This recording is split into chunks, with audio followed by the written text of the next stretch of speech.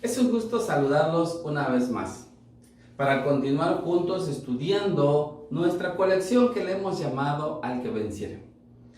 Todos y cada uno de nosotros en algún momento hemos experimentado victorias, pero Dios quiere darnos más. Por eso nos dice que Él quiere que vayamos de gloria en gloria, de poder en poder y de victoria en victoria. Por eso el día de hoy vamos a estudiar la parte que nos corresponde, que le hemos llamado Al que venciere tendrá autoridad y la estrella de la mañana. Vámonos a la palabra de Dios, a nuestro texto donde nos vamos a basar el día de hoy en el libro de Apocalipsis capítulo 2, del versículo 26 al 29, que nos dice: al que venciere y guardare mis obras hasta el fin, yo le daré autoridad sobre las naciones, y las regirá con vara de hierro, y serán quebradas como vaso de alfarero, como yo también la he recibido de mi Padre, y le daré la estrella de la mañana. El que tiene oído, oiga lo que el Espíritu dice a las iglesias. Un mensaje alentador, un mensaje de bendición para nuestra vida, y esperemos en Dios que también en esta ocasión pueda llegar hasta nuestros corazones y pueda activar en nosotros lo que Dios tiene preparado, lo que Dios espera de nosotros a través de su palabra. Recordando un poquito de lo que hemos estado hablando, habíamos dicho que vencer es precisamente rendir o derrotar al enemigo, o salir airoso en una competencia o en una lucha. Y eso es lo que Dios quiere, que en nuestra vida todos los días podamos ser más que vencedores en Cristo, como lo hemos estado aprendiendo durante este tiempo. Bien, el pasaje de donde estamos hablando viene siendo el final de la carta que ahora el Espíritu, a través del apóstol Juan, le envía a la iglesia de Tiatira. Tiatira significa actitud en el ofrecimiento de la víctima o un continuo sacrificio. Y este periodo de esta iglesia de la que nos habla en todo el contexto de las Escrituras representa precisamente el error en el que cayó, y el error principal en el que cayó la iglesia al ignorar que el sacrificio de Jesús en la cruz era más que suficiente para el perdón de nuestros pecados, y a la vez hacer de la cena del Señor como un sacrificio con altar. ¿A qué me refiero? Que en este periodo fue cuando se empezó a meter la desviación de la palabra de Dios para poner no solamente el sacrificio de Jesús, sino aún otras cosas que empezaron a enseñarle a la gente que le podía llevar al perdón de sus pecados. Pero nosotros sabemos, de acuerdo a las Escrituras, que el único que nos puede limpiar de nuestros pecados es el Señor Jesús. ¿A través de qué? A través de aceptar el sacrificio que Él hizo en la cruz. No hay otra forma. Sin embargo, en este periodo se empezaron a meter otras formas para desviar de la verdad a la gente. De tal modo que también fue un periodo en que la cena del Señor se volvió solamente un ritual, y que hacía que mucha gente también se desviara. No incluía a todos los que eran o profesaban la fe del Señor, sino solamente a algunos cuantos, y fue cuando se metió la doctrina de lo que hoy conocemos como la transubstanciación y la consubstanciación, que eso lo estudiaremos un poquito más adelante. Pero sin embargo, ahí hubo una desviación también de lo que realmente Jesús quería cuando Él compartió con sus discípulos la última cena.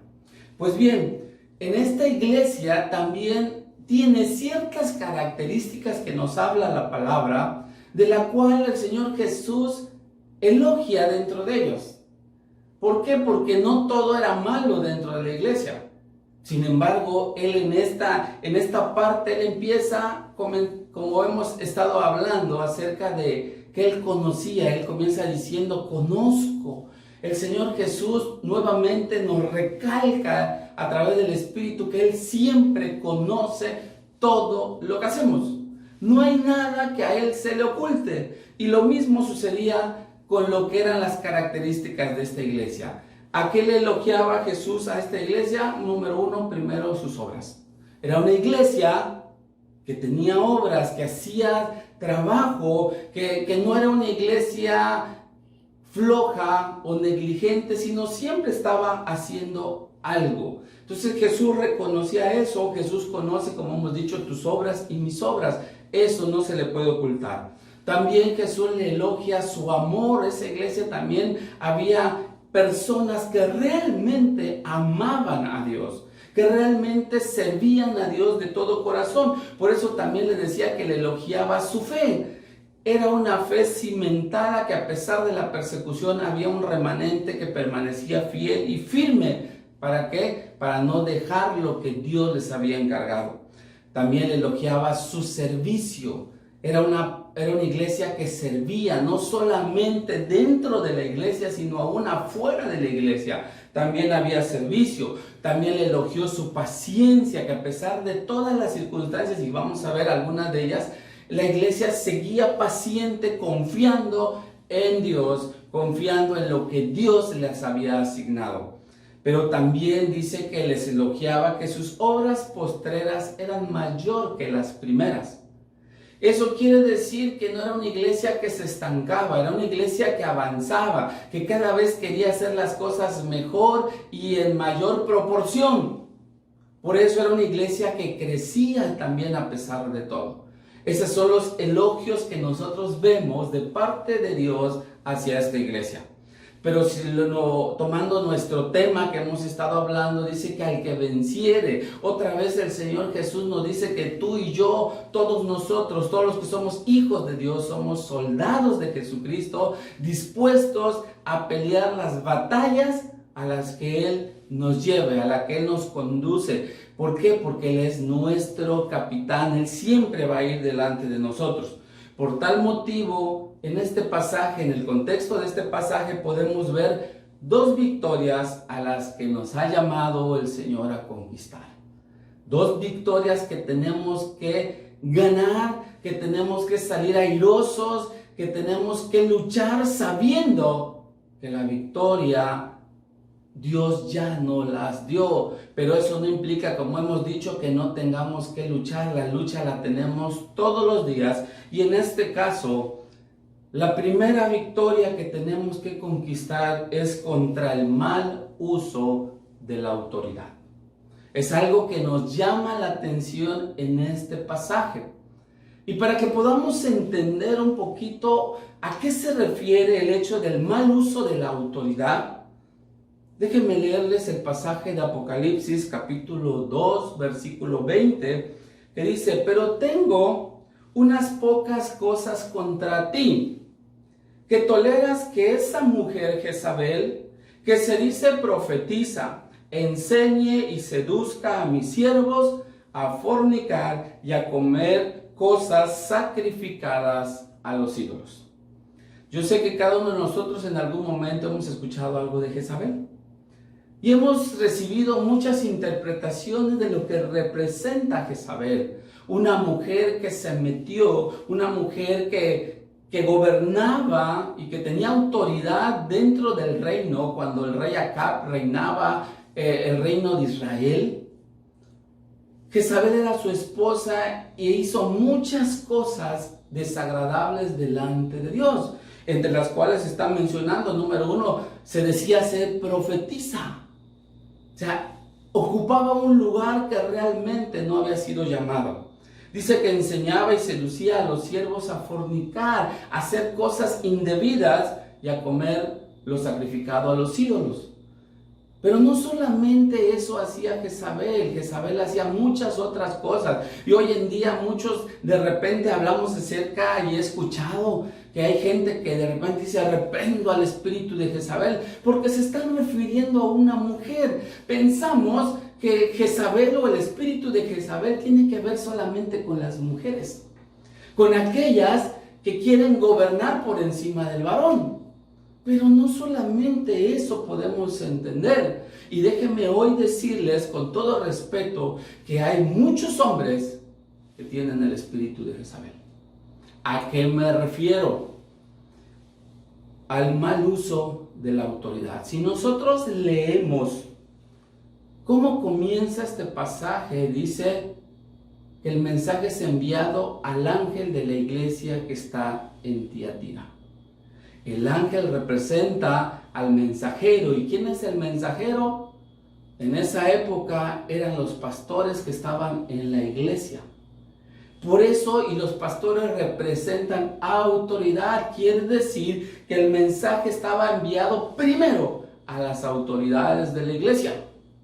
Y lo primero que hace Dios es reclamarle, no a la iglesia, hermano, porque si leemos con calma, dice, tengo unas pocas cosas contra ti, le está diciendo a quien representaba la autoridad, que ellos toleraban a esa mujer llamada Jezabel. ¿Por qué? Porque de acuerdo a la historia que nosotros vemos acerca de la iglesia de Tiatira, muchos autores coinciden que había una mujer de influencia dentro del periodo de la iglesia de Tiatira, que hizo muchas cosas que a Dios no le agradaron. Pero déjenme decirles algo, no tanto es la culpa de la persona que viene y que quiere hacer cosas indebidas, sino más allá es la culpa y la responsabilidad de los que somos autoridad dentro del cuerpo de Cristo. Y de alguna manera usted y yo tenemos una autoridad asignada. Quizá los pastores tenemos una autoridad de gobierno y de dirección dentro de la iglesia, que también tenemos una responsabilidad con Dios. Por tal motivo, Dios nos hace ese llamado de luchar y de tener cuidado de no hacer mal uso de la autoridad. ¿Por qué, hermanos? Porque Jezabel, a pesar de todo lo que hacía y de todo lo que nos han hablado de ella, hay algo. Ella tenía autoridad. Ella realmente, como esposa del rey o la reina, que pudiéramos decir, tenía autoridad y la ejercía, pero de una manera muy equivocada delante de Dios. Por eso, lo que nos llama la atención aquí, hermanos, es el mal uso de la autoridad que tenía ella. Era una mujer autoritaria, era una mujer que decía que lo que ella pedía o declaraba, esa era la verdad. Y muchas veces nos topamos con gente cuando se tiene autoridad, que se siente que solamente ellos tienen la razón. Ellos solamente se quieren imponer y hacer lo que a ellos les parece. Y eso no es otra cosa, con todo respeto, que un espíritu de Jezabel.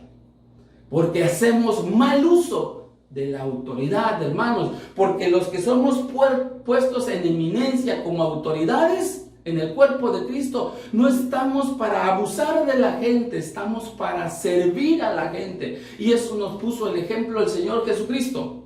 Jesús dijo, yo he venido a servir. Él hacía referencia a que los gobernadores, la gente que gobernaba, se servía de la gente. Y dice, sin embargo, véanme a mí, decía Jesús, yo estoy sirviéndoles a ustedes. Jesús vino a cambiar ese concepto de decirnos, tú eres autoridad para servir a la gente, no para abusar, no para imponerte, no para decir solamente yo estoy bien y los demás no.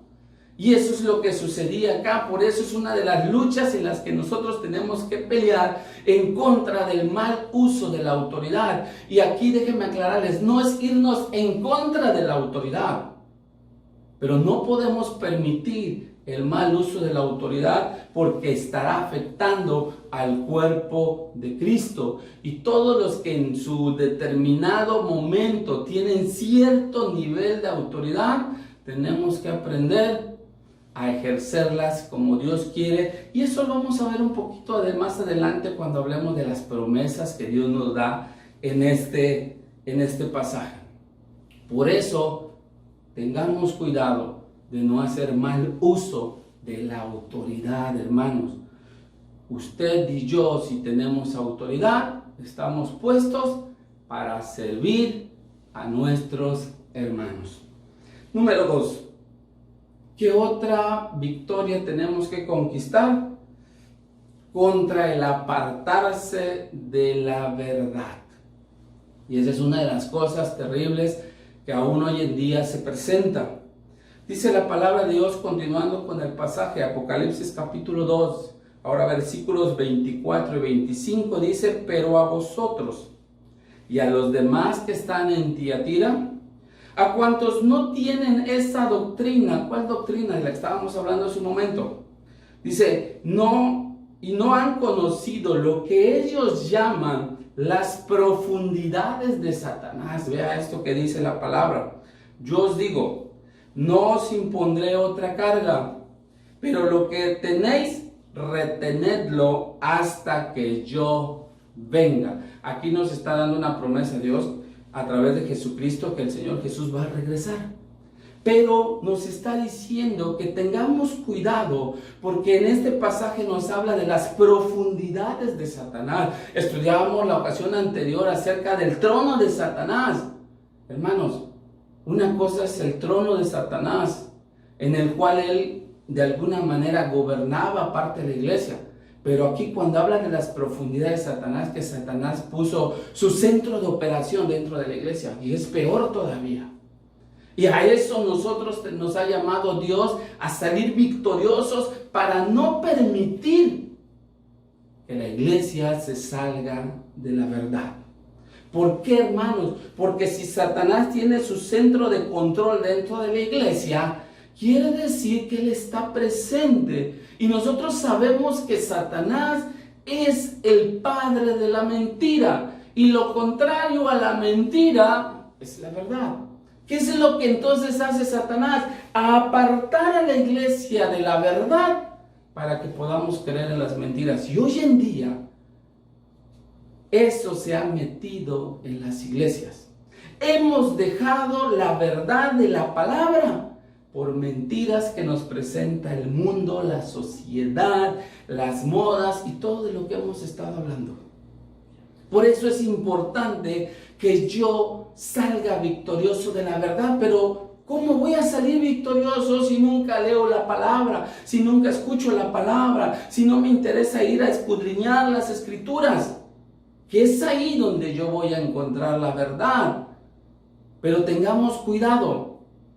¿Por qué? Porque hoy en día escuchamos muchos conceptos equivocados de la palabra, porque solamente tomamos un texto y no consideramos el contexto y todo de lo que nos habla la palabra. Hoy en día, parte de lo que nos hablaban los apóstoles acerca de tener cuidado de no ignorar acerca de los dones del Espíritu, y hoy se ha hecho un relajo acerca de los dones del Espíritu. Cada quien tiene una interpretación, cada quien lo maneja como les gusta. ¿Por qué? Porque el enemigo a eso se ha metido.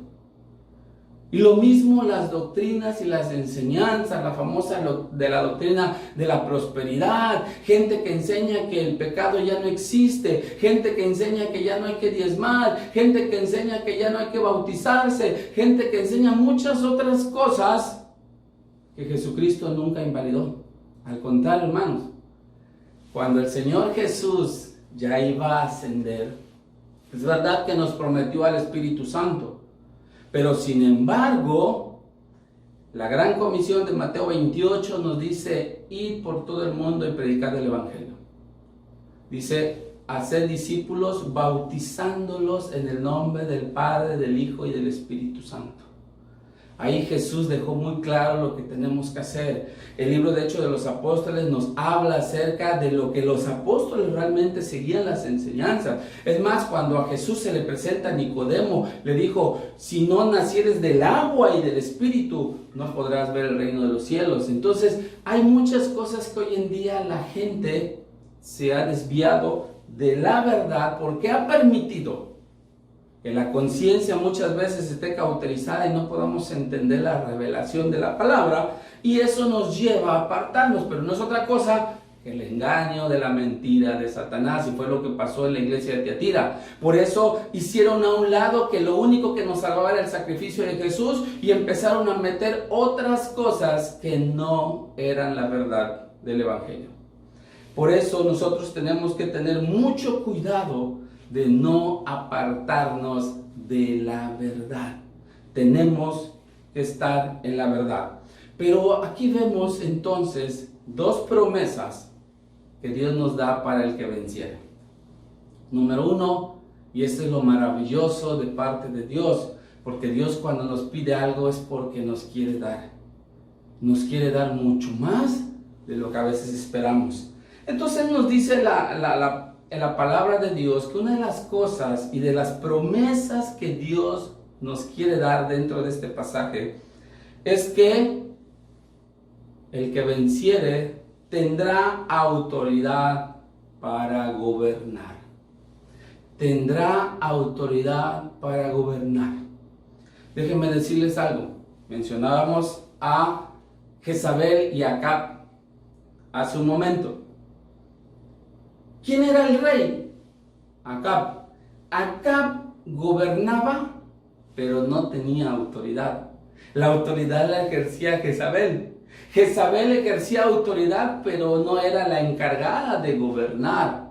Entonces, sin embargo, aquí la palabra de Dios nos promete que al que venciere no solamente nos dará autoridad, sino nos dará el privilegio de gobernar, pero gobernar de acuerdo a la voluntad de Dios, no a la forma de pensar de los seres humanos.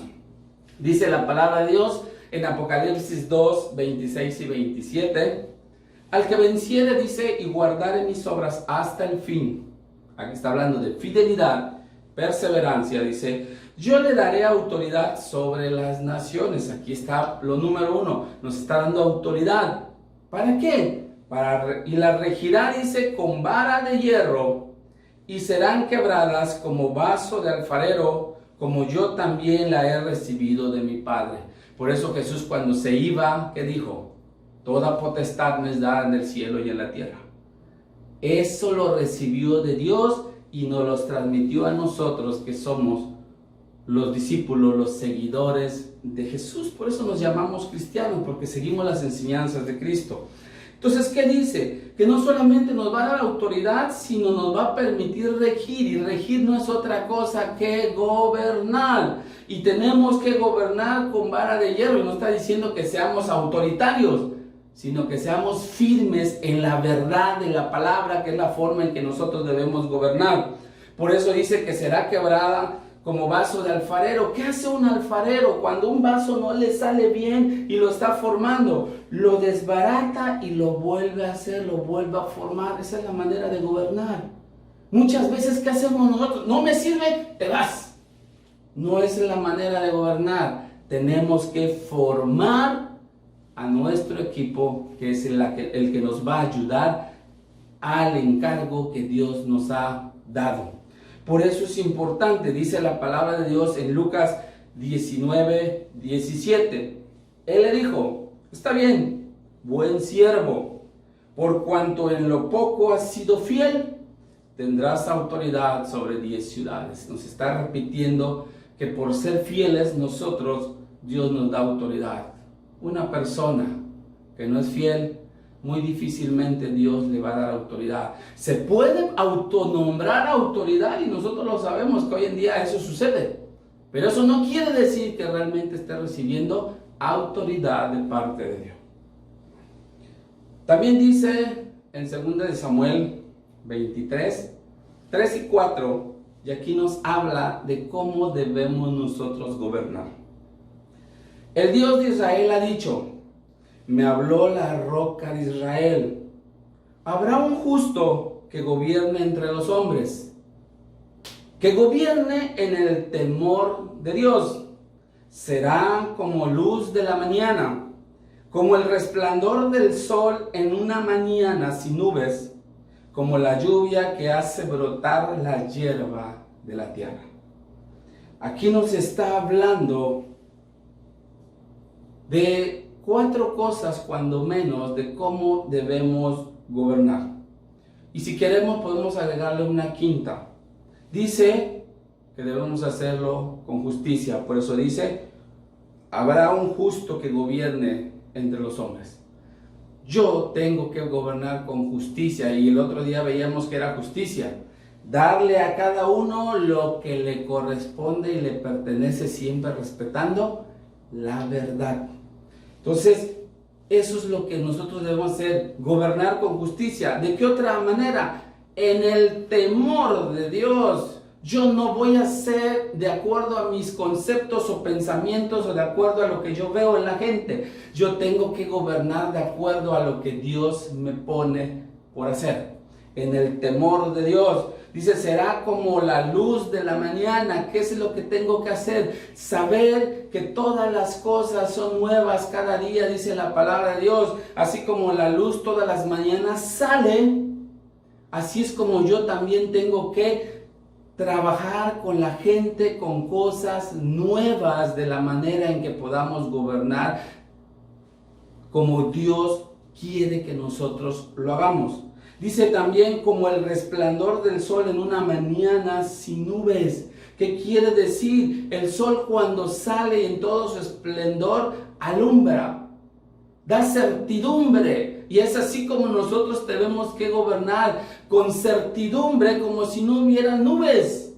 Aunque estén las nubes puestas, yo tengo que gobernar con certidumbre, porque el pueblo necesita certidumbre. Y dice, como la lluvia que hace brotar la hierba de la tierra. ¿Qué quiere decir? Que yo tengo que generar en la gente que sean productivos, que den fruto, que sean fructíferos.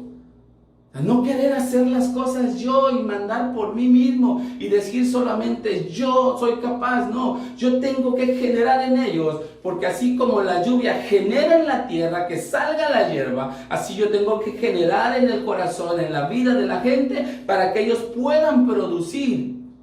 Esa es la manera en que Dios nos manda a gobernar. Número 2, ¿qué otra bendición, qué otra promesa nos da Dios? Que el que venciere, dice, tendrá la estrella de la mañana. Dice la palabra de Dios en Apocalipsis 2, 28 y 29. Y le daré, dice, la estrella de la mañana. El que tiene oído, oiga lo que el Espíritu dice a las iglesias.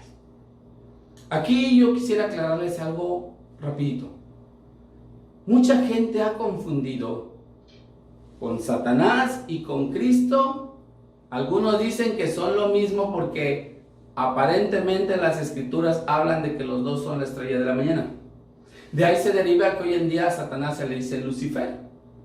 Pero si nosotros leemos con calma las escrituras, nos daremos cuenta que no son lo mismo. Acuérdense que Satanás siempre busca imitar y ocupar el lugar que le corresponde a Cristo. Y entonces, la estrella de la mañana es Jesucristo. Y eso nos lo aclara Apocalipsis 22, 16, que dice, yo Jesús, dice, he enviado mi ángel para daros testimonio de estas cosas en las iglesias. Dice Jesús, yo soy la raíz y el linaje de David, la estrella resplandeciente de la mañana. Él está aclarando de que Él es la estrella. El libro de Isaías, cuando habla acerca de la caída de Satanás, cuando era un querubín, menciona como un lucero, pero si nosotros leemos, dice lucero, hijo de la mañana. No está diciendo que él es el lucero de la mañana. Por tal motivo no se refiere a Satanás, la estrella de la mañana, sino se refiere a Jesús. Y eso es lo que nos está prometiendo Dios, que nos va a dar a Jesús. Él ya nos los dio. Por eso les decía, Jesús se dio por nosotros. El Padre entregó al Hijo para darnos salvación y vida eterna. Y con Jesús es la única forma de poder vencer la mentira de Satanás. La única manera de vencer contra el apartarse de la verdad. ¿Por qué? Porque Jesús decía, yo soy el camino, la verdad y la vida. Entonces, cuando tenemos a Jesús, tenemos la verdad. Y eso es lo que nos tiene que mantener en el caminar con Dios con toda fidelidad. Pero la estrella de la mañana, hermanos, si nosotros estudiamos lo que sucede en el universo, la estrella de la mañana normalmente sale antes de que salga el sol. Es la última estrella que nosotros vemos antes de que el sol aparezca. Eso también es una referencia al arrebatamiento de la iglesia. Nosotros sabemos que el sol de justicia, a la que nos habla la palabra, es Jesucristo. Y Él ha prometido, por eso decía que el que lo retuviera hasta que yo venga, le habíamos leído, quiere decir que Jesucristo va a volver. Pero ese sol que va a volver, hay algo que lo precede, que es la estrella de la mañana. Y aunque Él es el mismo, porque recordemos que Dios es omnipresente, Él puede ser y estar en dos formas diferentes y estar en dos lugares diferentes. Él es el Padre, pero a la vez es el Hijo, pero a la vez es el Espíritu Santo. Él puede hacerlo. Entonces, cuando se refiere a eso, quiere decir que tú y yo, si permanecemos en la verdad, si somos triunfantes en la verdad, vamos a recibir la estrella de la mañana. ¿Qué quiere decir? Que vamos a ser arrebatados antes de que comience la gran tribulación, para no sufrir las consecuencias de lo que viene, porque hemos permanecido fieles. Esa es la promesa que Dios nos da. ¡Qué promesa más maravillosa! De saber que antes de que el Señor venga, seremos arrebatados y estaremos con Él, y después Él nos va a poner a gobernar sobre toda la creación. Así nos promete la palabra de Dios. Por eso la invitación de hoy, hermanos, necesitamos ser vencedores contra el mal uso de la autoridad y contra el apartarnos de la verdad. Tenemos que vivir en la autoridad que Dios nos dio y tenemos que vivir en la verdad que es Cristo Jesús. Y entonces tenemos promesas grandísimas para nuestra vida. Y no estaremos temerosos por lo que suceda, porque sabemos que quien va con nosotros, quien pelea con nosotros, es nuestro Señor Jesucristo. Por eso la palabra dice que Él va como poderoso gigante delante de nosotros. Te invito a que cierres los ojos y podamos orarle a Dios. Padre, en el nombre de Jesús, hoy te damos gracias.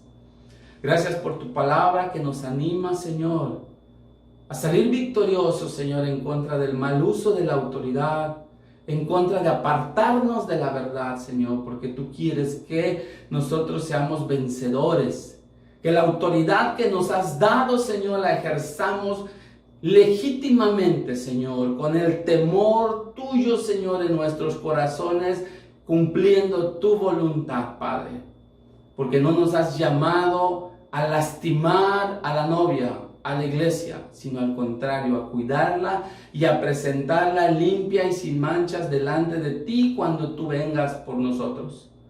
Señor, ayúdanos a permanecer en la verdad, a no caer en las mentiras del enemigo, Señor, sino a permanecer fieles en la verdad que es Cristo Jesús.